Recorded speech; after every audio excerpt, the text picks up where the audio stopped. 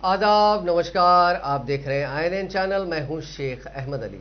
इस news bulletin में आइए नजर डालते हैं दिन भर की बड़ी खबरों पर। एनफोर्समेंट डायरेक्टरेट के ओहदेदारों की टीम ने तेलंगाना के साबिक वजीर दाखिला आंजहानी नयनी नरसिम्हा रेड्डी के दामाद के मकान की ESI घपले के सिलसिले में तलाशी ली। ईडी की टीमों की जानिब से हैदराबाद के दीगर मकामात पर भी तलाशी ली गई। उनमें नरसिम्हा रेड्डी के दामाद श्रीनिवास रेड्डी और उनके पर्सनल सेक्रेटरी मुकुंद रेड्डी, देवी करण और दीगर शामिल हैं। ACB ने पहले ही सनसनीखेज दवाओं के ESI स्कैंडल के सिलसिले में एक मामला दर्ज करके बेशतर अफराद को गिरफ्तार किया है। 9 अफराद बशमुल ESI की साबिक डायरेक्टर देविका रानी को भी गिरफ्तार किया जा चुका है। इन पर दवाओं की खरीदारी के सिलसिले में फर्जी बिल्स की तैयारी, तिब्बी किट्स और दवाओं की खरीदारी के लिए 6.5 करोड़ रुपए की रकम के तगल्लुक का इल्जाम है। ACB ने 4 करोड़ 47 लाख रुपए की रकम गुज़िश्ता साल सितंबर में जब्त की थी, जो कुकटपल्ली की रियल स्टेट की कंपनी को दी गई थी। अदालत की इजाजत के बाद ACB ने इस रकम को जब्त किया था। रियासती वजीर जगदीश रेड्डी और TRS रुकने पार्लियामेंट M प्रकाश ने हफ्ते के रोज TRS उम्मीदवार N भगत की इंतखाबी मुहिम में हिस्सा लेते हुए मधुराज तबके को TRS उम्मीदवार की तायीद करने की अपील की और उन्होंने कहा कि रियासत के तमाम BC तबकात और अक़लियतें TRS हुकूमत की बेहतर कारकर्दगी को देखते हुए नागार्जुना सागर असेंबली इंतखाबात में TRS को कामयाब बनाने का फैसला किया है। रियासती वजीर जगदीश रेड्डी ने बताया कि तेलंगाना भर में रियासती हुकूमत जिन स्कीमात को रूबे अमल ला रही है वो मुल्क की किसी दीगर रियासत में मौजूद नहीं है, चाहे वो किसानों को मुफ्त 24 घंटे बरकी सरबराही हो, रैतु बंधु स्कीम, रैतु बीमा, कल्याण लक्ष्मी, शादी मुबारक या दीगर स्कीमात हो। ఒక్కొక్క రైతు పేరు మీద ప్రభుత్వమే చెల్లించి రైతు బీమా పథకాన్ని తీసుకొచ్చిన ఏకైక నాయకుడు ఈ దేశంలో కేసీఆర్ గారు. ఇవన్నీ వచ్చినాయనంటే అది మీ ఓటు ద్వారానే వచ్చినాయి. 2014లో ఈ రాష్ట్ర ప్రజలందరూ కూడా కారు గుర్తు మీద ఓటేసి కేసీఆర్ ను ముఖ్యమంత్రిని చేస్తేనే ఇవాళ ఈ పథకాలన్నీ కూడా వచ్చినాయి. మరి అంతకుముందు వరుసగా 40 సంవత్సరాలు కాంగ్రెస్ పార్టీకి ఓటేసిండ్రు. ఏమొచ్చింది? కాంగ్రెస్ పార్టీకి ఓటేస్తే ఉన్న కరెంటు పోయింది, చివరికి 6 గంటల కరెంటుకు వచ్చింది. కాంగ్రెస్ పార్టీకి ఓటేస్తే పైన ఉన్న నీళ్లు లోపలికి పోయినాయి, భూగర్భ జలాలు అడిగంటిపోయినాయి, లోపల ఉన్న ఫ్లోరిన్ వచ్చి మన శరీరంలో చేరింది. కాంగ్రెస్ పార్టీకి ఓటేస్తే కరువు వచ్చింది తప్ప నీళ్లు రాలే, మన భూములు పచ్చబడలే. బీజేపీకి కూడా ఓటేసిండ్రు. బీజేపీకి ఓటేస్తే ఇంకా దారుణంగా ఉంది మన పరిస్థితి. మోడీని ప్రధానమంత్రిని చేసిన తర్వాత సిలిండర్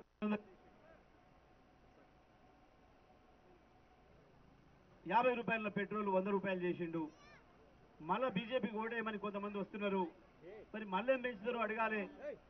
బీజేపీకి ఓటేస్తే 900 సిలిండర్లు 1200 చేస్తారా? 100 రూపాయల పెట్రోల్ 200 చేస్తారా? దేని కొరకు వేయాలి బీజేపీకి ఓటు? అది కూడా మనం నిలదీయాల్సిన అవసరం ఉంది. బీజేపీకి ఓటేస్తేనేమో ధరలు పెరిగి మన జేబులు చిల్లులు పడ్డాయి. కాంగ్రెస్కు ఓటేస్తేనేమో కరువు వచ్చి జేబులలో ఉన్నాయని పోయి ఆగమైపోయినాం. ఒక్క కేసీఆర్కి ఓటేస్తేనే, TRS పార్టీకి ఓటేస్తేనే మనకు కరెంట్ వచ్చింది, నీళ్ళు వచ్చినాయి, 2000 3000 పెన్షన్ వచ్చింది, ఇంట్లో అమ్మాయి పెళ్లి చేస్తే 1,00,000 రూపాయలు వచ్చింది, రైతులకు రైతు బంధు వచ్చింది, రైతు బీమా వచ్చింది.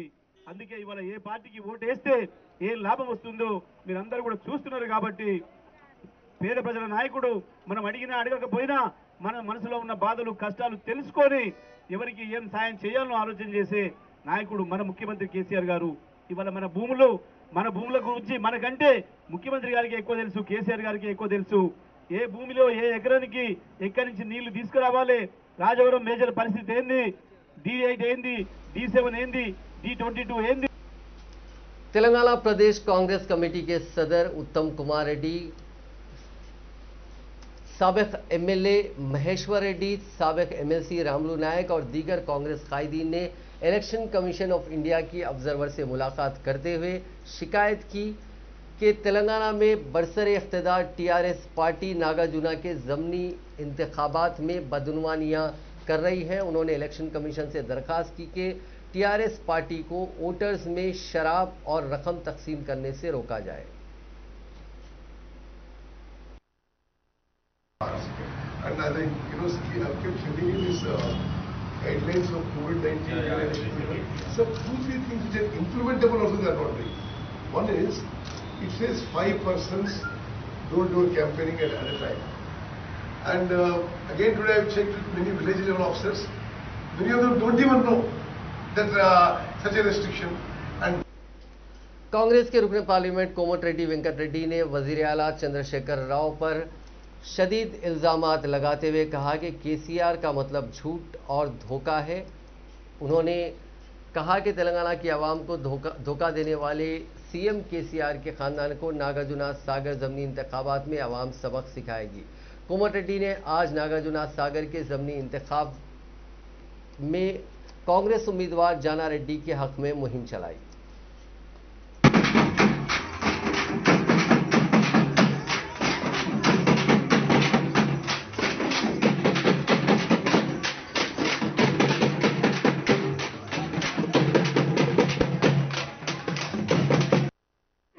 అసెంబ్లీ అయినప్పుడు ఎమ్మెల్యేలు అసెంబ్లీలో ఉండి వాళ్ళ కాన్ఫరెన్స్ కి ఏం కావాలో కూర్చుకోవాలి.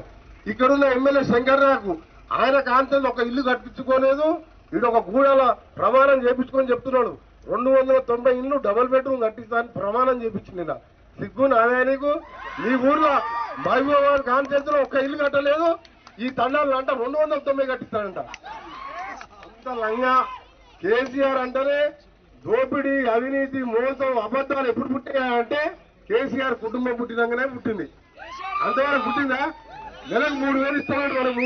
మనం 3000 ఇస్తామని చెప్పి ఉత్తమ్ కుమార్ రెడ్డి గారు మేనిఫెస్టోలు పెడితే ఈయన 3016 అన్నాడు. 30 మాసాలు అయింది. అందుకనే సోదరులారా ఇవన్నీ కూడా మీరు సోషల్ మీడియాలో చూస్తున్నారు. కానీ దయచేసి మీరు జీవన్ రెడ్డి గారు 2 చేతులెత్తి దండం పెడుతున్నాం. వాళ్ళేమో చేతులలో బ్రీఫ్ కేసులు పట్టుకొస్తున్నారు. మాకేం మొక్కడానికి 2 చేతులు ఉన్నాయని మొక్కుతున్నాం మేము. వాళ్ళు ఏంటంటే 300 కోట్లు పెడతా, 400 కోట్లు పెడతా, మొన్ననే వచ్చిపోయిండు, మళ్ళోసారి వస్తున్నట్టు రేపు ఎల్లుండి కేసీఆర్ గారు. మొన్న వచ్చినప్పుడు ఏం చెప్పాడు? ఊరికి 20 లక్షలు సీసీ రోడ్ ఇస్తున్నా అన్నాడు. ఏమన్నాడు? 2 నెలల కింద హైదరాబాద్ పొద్దున పోగానే జీవో ఇస్తాడు. 20 లక్షల సీసీ రోడ్ వచ్చిందా మీ ఊరికి? అన్ని అబద్ధమే, పత్తి మాట్లాడితే అబద్ధమే.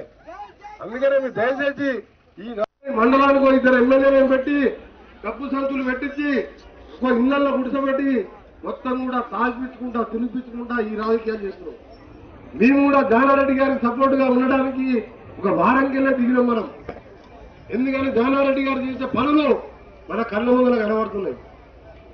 ఈ కిరాయికి వచ్చిన ఎమ్మెల్యేలు దొంగల మూడాల్లాగా 100 కోట్లు సంపాదించుకొని ఇసుక బిజినెస్ లో, రియల్ ఎస్టేట్ లో టీవీలో చూస్తున్నాం.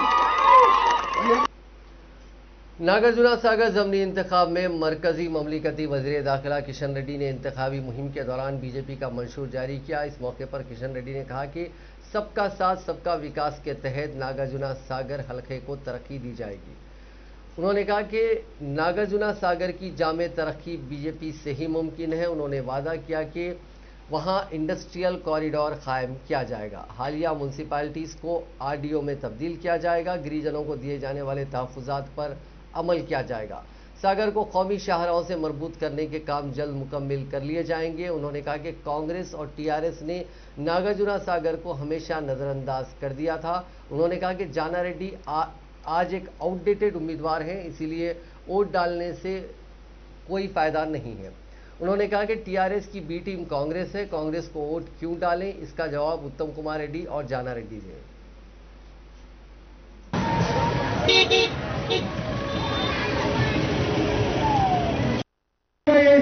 కేసీఆర్ ఆలోచన చేస్తా ఉన్నాడు. కాబట్టి మీ అందరూ కోరుతా ఉన్నాను, ఈ ఎన్నికల్లో కమలం పువ్వు గుర్తు మీద ఓటు వేసి డాక్టర్ రవికుమార్ గారిని ఆశీర్వదించి నరేంద్ర మోడీ గారి ప్రభుత్వానికి అండగా ఉండి భారతీయ జనతా పార్టీని భారీ మెజార్టీతో గెలిపించాల్సిందిగా అనేక రకాలుగా డబ్బులు ఎదజల్లి ఈరోజు టీఆర్ఎస్ పార్టీ ప్రజలను మభ్యపెట్టే ప్రయత్నం చేస్తా ఉంది. గతంలో ఇక్కడ గెలిచినటువంటి జానారెడ్డి గారు అనేక సార్లు గెలిచారు, కానీ మన గొడవబెట్టింది ఏమీ లేదు. జానారెడ్డి గారు ఈరోజు రాజకీయాలలో ఏ మాత్రం ప్రభావం చూపలేనటువంటి వ్యక్తి, అవుట్డేటెడ్ వ్యక్తి. ఆ రకమైనటువంటి వ్యక్తి గెలిచినా ఓడినా నాగార్జున ప్రజలకు ఏ మాత్రం లాభం లేదు. కాంగ్రెస్ కోటేస్తే అది టీఆర్ఎస్ కోటేసినట్లయితే ఇది బి టీము, టీఆర్ఎస్ కు బి టీము కాంగ్రెస్ పార్టీ. నేను ఈరోజు కాంగ్రెస్ పార్టీ నాయకులను అడుగుతా ఉన్నాను, జానారెడ్డి గారిని అడుగుతా ఉన్నాను, మీరు ఏ ముఖం పెట్టుకొని మీరు ఓట్లు అడుగుతా ఉన్నారు? గతంలో కాంగ్రెస్ పార్టీని గెలిపిస్తే 19 మందిని గెలిపిస్తే ఎంతమంది ఎమ్మెల్యేలు కాంగ్రెస్ పార్టీలో ఉన్నారో జానారెడ్డి గారు చెప్పాలి, ఉత్తమ్ కుమార్ రెడ్డి గారు చెప్పాలి. మీ పార్టీ ఓటేస్తే, మిమ్మల్ని గెలిపిస్తే ప్రజలకు వెన్నుపోటు పరిచి ఓటర్లకు అన్యాయం చేసి ప్రజాస్వామ్య వ్యతిరేకంగా టీఆర్ఎస్ పార్టీలో. तेलंगाना कानून साज काउंसिल के चेयरमैन गुत्था सुखेंद्र रेड्डी ने कहा है कि तेलंगाना की आवाम वाईएस शर्मिला की नई पार्टी को कबूल नहीं करेंगे। मुत्तहदा आंध्र प्रदेश के साबिक वज़ीर आला आंजहानी राजशेखर रेड्डी की दुख्तर व मौजूदा आंध्र प्रदेश के वज़ीर आला जगन मोहन रेड्डी की बहन शर्मिला ने गुज़िश्ता शब जिले खम्मम में मुनक़िदा एक बड़े जलसे आम में तेलंगाना के लिए एक नई सियासी जमात के क़याम का ऐलान किया था। सुखेंद्र रेड्डी ने आज मीडिया से बात करते हुए नई पार्टी के ऐलान पर तबसरा करते हुए पूछा कि जब तेलंगाना के कायदीन की जानिब से कई पार्टियां चलाई जा रही हैं तो फिर तेलंगाना में एक और पार्टी की क्या ज़रूरत है। उन्होंने एक सवाल के जवाब में कहा कि रियासत की आवाम टीआरएस हुकूमत से खुश है। उन्होंने राजशेखर रेड्डी का नाम लिए बगैर कहा कि फंड जमा करने के लिए कॉन्ट्रैक्टर से कमीशन वसूल किए जाते थे। उन्होंने कहा कि सियासी पार्टी कायम करते हुए तेलंगाना से फ़ायदा उठाने का शर्मिला के लिए कोई मौका नहीं है। उन्होंने इल्ज़ाम लगाया कि आंध्राइयों की हुक्मरानी में तेलंगाना वालों से दगाबाजी की गई थी।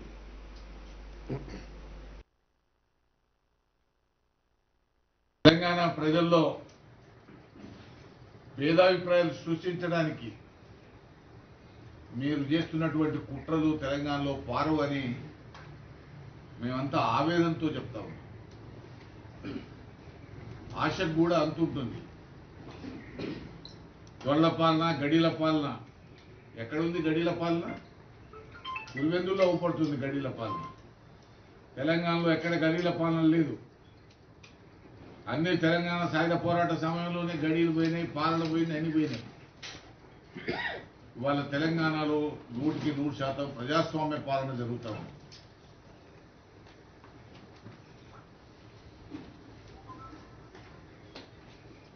అలాంటి ప్రాంతాల్లో కొందరు ఆశావాదులు ఉంటారు. ఆ పార్టీ పెడితే ఏమైందో, ఈ పార్టీ పెడితే మనకేమైనా వస్తుందో అని. ఎవ్వరికి ఏమి రాదు. తెలంగాణ ప్రజలు చాలా తెలివిగల వాళ్ళు. తెలంగాణ రాష్ట్రమే సుభిక్షంగా ఉన్నది. ఈ దేశంలో సుభిక్షంగా ఉంటుంది. ఈ కుట్రలు కుతంత్రాలు చేసే వాళ్ళని తిప్పికొడతారు. కాబట్టి మనం అంతా తస్మాత్ జాగ్రత్తగా ఉండాల్సినటువంటి అవసరం ఉన్నది. తాత్కాలిక ప్రయోజనాల కొరకు కులాల పేరుతోనూ जंगल की अराजी पर काश्त करने वाले किसानों की हिमायत में बीजेपी का एहतजाज तेलंगाना के जिले कुमरम भीम आसिफाबाद में पुरतशद्दुद शक्ल इख्तियार कर गया। जिले के कुंडापल्ली गांव के नवाह में उस वक्त एहतजाजियों का तसादुम पुलिस से हो गया जब पुलिस ने सिरपुर बीजेपी के इंचार्ज हरीश को हिरासत में लेने की कोशिश की। इसी दौरान एहतजाजियों और पुलिस के दरमियान धक्कमपेल हो गई, जिसमें 22 पुलिस मुलाजिमीन और कई एहतजाजी जख्मी हो गए। हुजूम की जानिब से किए गए पथराव में पुलिस की गाड़ियों को नुकसान पहुंचा। ज़राए ने कहा कि पुलिस मुलाजिमीन हरीश को गिरफ्तार करने की कोशिश कर रहे थे, जिसकी मज़ाहमत उनके हामियों ने की। इसी दौरान पुलिस और एहतजाजियों में झड़प हो गई, जिसमें 2 कांस्टेबल जख्मी हो गए और पुलिस की गाड़ियों को नुकसान पहुंचा। बाद एडिशनल एसपी YS सुधेंद्रा और बीजेपी लीडर के सत्यनारायण वहां पहुंचे और एहतजाजियों के जज्बात को सर्द करने की कोशिश की। एडिशनल एसपी ने खवातीन पर हमला करने वाले मुलाजिमीन ने पुलिस के खिलाफ कार्रवाई करने की यकीन दहानी करवाई। उन्होंने पुरअमन अंदाज में उस मसले को हल करने के लिए मकामी अफराद के साथ ताउन की ख्वाहिश की। हरीश की क़यादत में सैकड़ों बीजेपी के कारकुनों ने जंगल की अराजी में फिर फसलें उगाने वाले किसानों की हिमायत में एहतजाज किया। तेलंगाना बीजेपी के नायब सदर NVS प्रभाकर ने कहा है कि राजन्ना राज्यम के नाम पर रियासत को लूटने की कोशिश की जा रही है। मीडिया से बात करते हुए उन्होंने शर्मिला के खम्मम जलसे पर तबसरा करते हुए कहा कि अब तक ओहदेदार और कायदीन कोर्ट के चक्कर काट रहे हैं। शर्मिला के भाई हर हफ्ता कोर्ट के चक्कर काट रहे हैं। उन्होंने कहा कि शर्मिला की तकरीर KCR की स्क्रिप्ट है। तेलंगाना में KCR की बढ़ती हुई मुखालिफत को तकसीम करने के लिए नई पार्टी कायम की जा रही है। గుర్తు తెచ్చుకున్నట్టుగా ప్రజలు భావించారు. రాజన్న రాజ్యం అంటే దోచుకోవడం, దాచుకోవడం, జలయజ్ఞాన్ని ధన యజ్ఞంగా మార్చడం. ఇప్పటికీ కూడా రాజన్న రాజ్యంలో పనిచేసినటువంటి అనేక మంది ఉన్నతాధికారులు కోర్టుల చుట్టూ తిరుగుతా ఉన్నారు. అనేక రకమైనటువంటి ఒక ఆరోపణల కింద నాయకులు తిరుగుతా ఉన్నారు. మంత్రులు ఇప్పుడు కేసీఆర్ ప్రభుత్వంలో ఉన్నటువంటి మంత్రి కూడా తిరుగుతా ఉంది. ఆ రాజన్న రాజ్యంలో అక్రమ ఆస్తులకు సంబంధించినటువంటి విషయంలో ఆదాయానికి మించినటువంటి ఒక ఆస్తుల సమపార్జనలో అక్రమాలకు సంబంధించినటువంటి విషయంలో మరి సిస్టర్ షర్మిల సోదరుడు ఆంధ్రప్రదేశ్ ముఖ్యమంత్రి ప్రతి వారం కోర్టుకు పోతా ఉన్నాడు. ఈమెమో రాజన్న రాజ్యం కావాలి, రాజన్న రాజ్యం కావాలని చెప్పని మాట్లాడుతా ఉంది. ఈ రాజన్న రాజ్యం కొరకు ఖమ్మంలో నేను అడుగు పెడుతున్నా అని చెప్పని పేర్కొంటా ఉన్నాను. మరి ఆనాటి తెలంగాణ రాష్ట్ర సాధనకు సంబంధించినటువంటి అంశంలో కావచ్చు, ముఖ్యమంత్రిగా కేసీఆర్ 5 సంవత్సరాలు పాలన చేసి రెండవసారి అతి తక్కువ మెజారిటీతో బట్టగట్టి గెలిచి బయటపడి दुनिया भर में कोरोना के मामले लगातार बढ़ रहे हैं। पिछले 24 घंटों में कोरोना के 7,72,000 नए मामले सामने आए। इस दौरान 13,077 लोगों की मौत भी हुई। मुल्क में कोरोना से लगातार हालात बिगड़ते जा रहे हैं।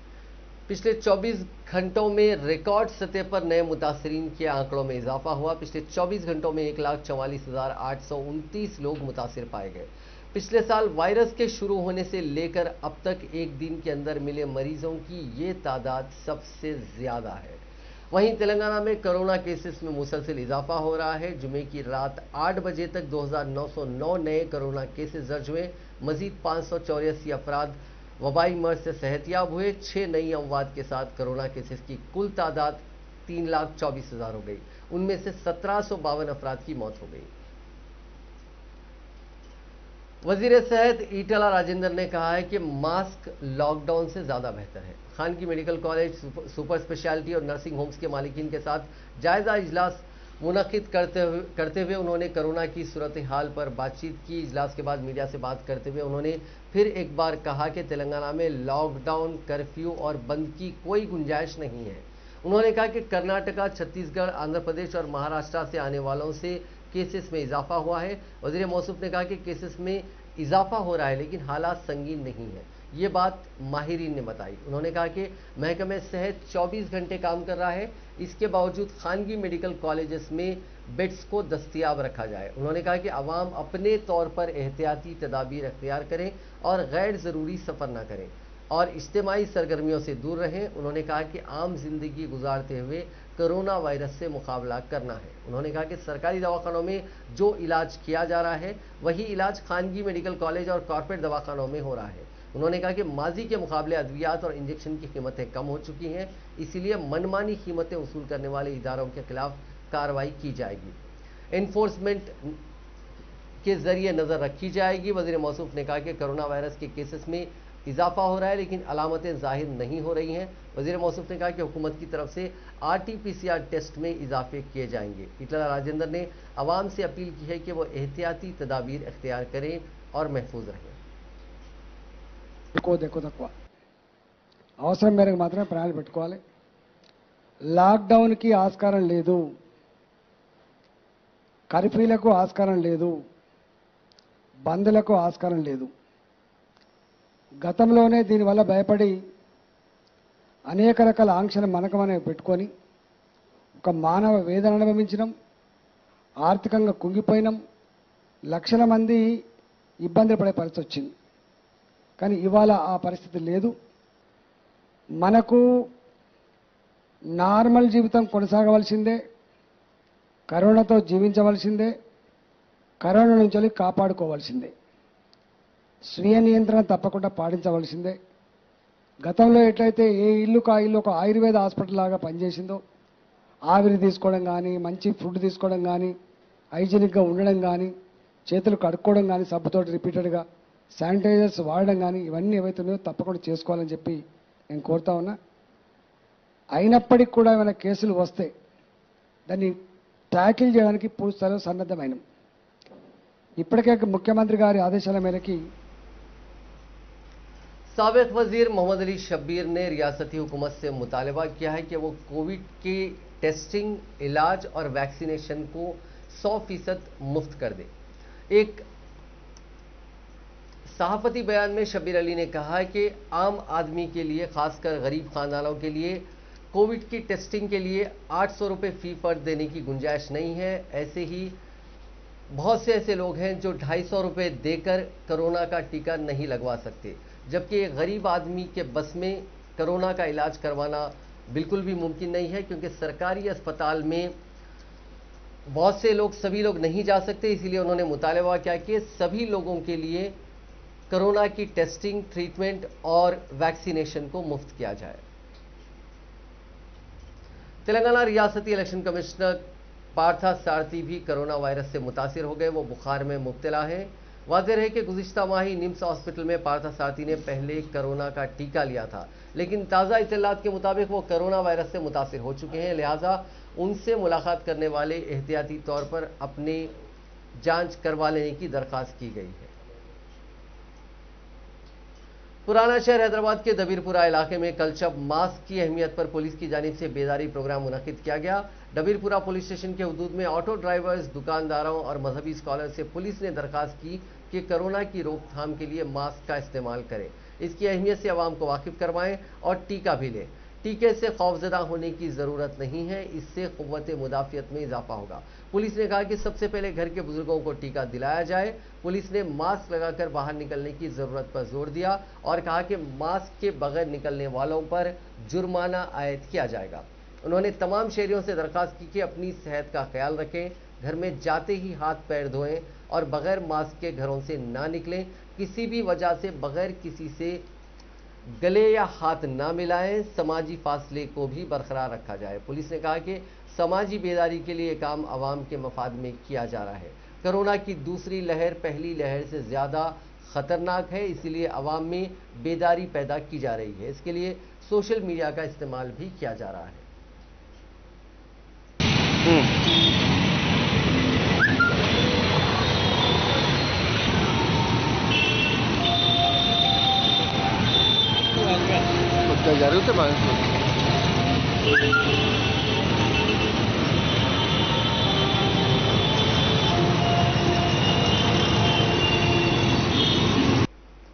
आंध्र प्रदेश के वज़ीर आला वाई जगनमोहन रेड्डी ने वज़ीर आज़म नरेंद्र मोदी से अपील की है कि वो रियासत को कोविड टीकों के 25 लाख डोज की सप्लाई की वजारत सेहत के अहदेदारों को हिदायत दें। मोदी के नाम मकतूब, जिसकी नकल मीडिया के लिए जारी की गई है, वज़ीर आला ने उन पर जोर दिया कि वो टीका उत्सव मनाने के लिए कोविड-19 के 25 लाख डोज फराहम करें। उन्होंने कहा कि हमने सरगर्म मंसूबा तैयार किया है ताकि 6 लाख अफराद, दही इलाकों में 4 लाख का रोजाना अहाता किया जाए और 4 दिनों में जुमला 24 लाख अफराद का अहाता किया जा सके। वज़ीर आला ने कहा कि टीका उत्सव को यकीनी बनाने के लिए टीकों की सप्लाई जरूरी है। मौजूदा तौर पर आंध्र प्रदेश के पास सिर्फ 2 लाख डोज ही हैं और 11 अप्रैल से पहले दस्तयाब करवाए जाने पर मजीद 2 लाख डोज तवक्को है कि रियासत को मिलेंगे। टीका उत्सव का जश्न हमारी रियासत में आपकी काबिल क़यादत में मनाया जा रहा है और कौमी सतह पर यह नजर आना चाहिए। मुफ्ती आज़म हज़रत अल्लामा मुफ्ती अज़ीमुद्दीन साहब की नमाज जनाजा अहाते जामे निज़ामिया में बाद नमाज ज़ोहर अदा की गई, जिसमें हज़ारों अफराद ने शिरकत की। नमाज जनाजा मुफ्ती खलील अहमद साहब ने पढ़ाई। मुफ्ती अज़ीमुद्दीन के भाई ने दुआए मग़फ़िरत की। मुफ्ती अज़ीमुद्दीन की तदफीन अहाते दरगाह हज़रत शुजाउद्दीन साहब क़िबला रहमतुल्लाह अलैह में अमल में आई। मुफ्ती आज़म हज़रत अल्लामा मुफ्ती अज़ीमुद्दीन की जुमे की शब उनका इंतकाल हो गया था। 1960 से मुफ्ती अज़ीमुद्दीन जामे निज़ामिया के दारुल इफ्ता से वाबस्ता रहे। मुफ्ती अज़ीमुद्दीन ने दायरतुल मारिफ में भी तवील अरसे तक खिदमत अंजाम दी। उनकी इल्मी और मजहबी खिदमत को हमेशा याद रखा जाएगा।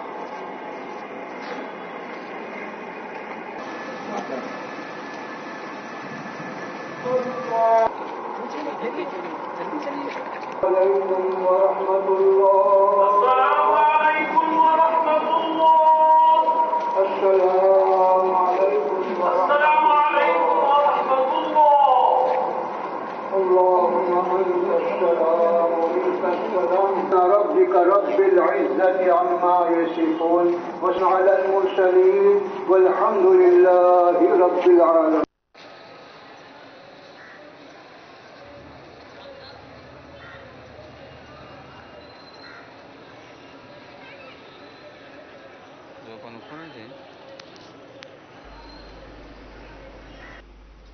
मेडों की लड़ाई का एहतमाम करते हुए उस पर शर्तें लगाने वाले 11 अफराद को हैदराबाद की बंजारा हिल्स पुलिस ने गिरफ्तार कर लिया और उनके कब्जे से 61,800 रुपये जब्त किए।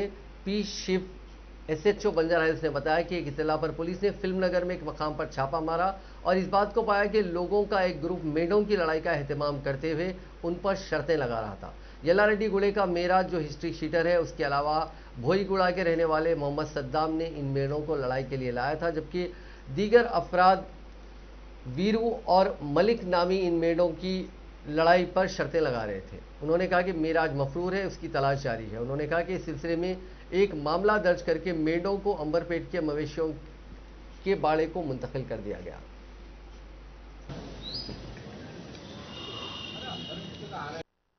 कल पोस्टिंग इधर चार्ज लिया कलिंगराव सर का प्लेस में।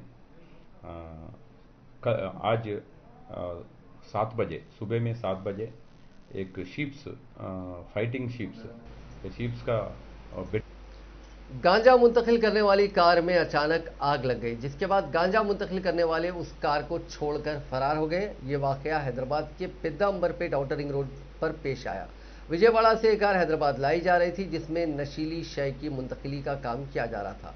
ताहम आउटर रिंग रोड के करीब पहुंचते ही कार के इंजन में अचानक आग लग गई, जिसके बाद कार में गांजा मुंतकिल करने वाले कार को छोड़कर फरार होने में कामयाब हो गए। मकामी अफराद ने कार में लगी आग को बुझाया और पुलिस को इस बात की इत्तला दी, जिसके बाद पुलिस वहां पहुंची। पुलिस ने सूरत हाल का तफसीली जायजा लिया और कार की तलाशी ली गई तो इसमें गांजा पाया गया। पुलिस ने इस गांजे को जब्त कर लिया और कार के नंबर की बुनियाद पर उसमें सवार अफराद की तलाश शुरू कर दी। हैदराबाद के वनस्थलीपुरम में 3 नाबालिग बहनों का नामालूम अफराद ने मुबैना तौर पर अगवा कर लिया। ये तीनों लड़कियां वनस्थलीपुरम के प्रगति नगर में रहती थीं, जो अपनी सहेली के मकान जाने के लिए कहकर घर से रवाना हुई थी। ताहम शाम तक भी घर वापस नहीं हुई। उनके घर वापस ना होने पर उनके परेशान अरकान खानदान ने पुलिस से इस सिलसिले में शिकायत की। पुलिस ने एक मामला दर्ज करके उनकी तलाश शुरू कर दी, जिसके लिए पुलिस ने टीमों की तश्कील दी है। इन लड़कियों की उम्र 14, 17 और 16 साल है। उनके अरकान खानदान ने शुबा जाहिर किया है कि कॉलोनी में रहने वाला एक शख्स उनका अगवा कर सकता है। पुलिस इस इलाके में लगे सीसीटीवी फुटेजेस का जायजा ले रही है ताकि इस ताल्लुक से तफसीलात हासिल की जा सके।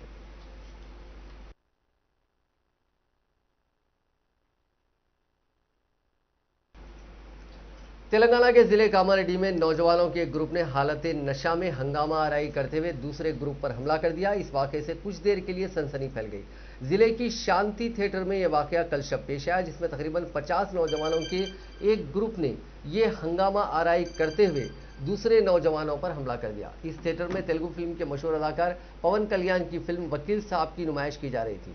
बाज नौजवानों ने थिएटर के प्रोजेक्टर को भी निशाना बनाया। मकामी अफराद ने बताया कि फिल्म के सेकंड शो के दौरान उन नौजवानों ने हंगामा आराई करते हुए एक दूसरे पर हमले किए। ऐनी शाहिदी ने बताया कि इसी हंगामा आराई के दौरान थिएटर की सीट्स को भी नुकसान पहुंचाया गया। इस वाकये के नतीजे में तकरीबन आधे घंटे तक फिल्म की नुमाइश रोक दी गई। थिएटर में मौजूद बाज अफराद ने बताया कि फिल्म के आगाज के साथ ही पिछली सीटों पर बैठे बाज नौजवानों ने सामने की सीटों पर बैठे नौजवानों की तरफ शीशे फेंके। यही उस झगड़े की असल वजह रही और नौजवानों ने एक दूसरे पर हमला कर दिया, जिससे सिनेमा घर में हंगामा आराई पैदा हो गई।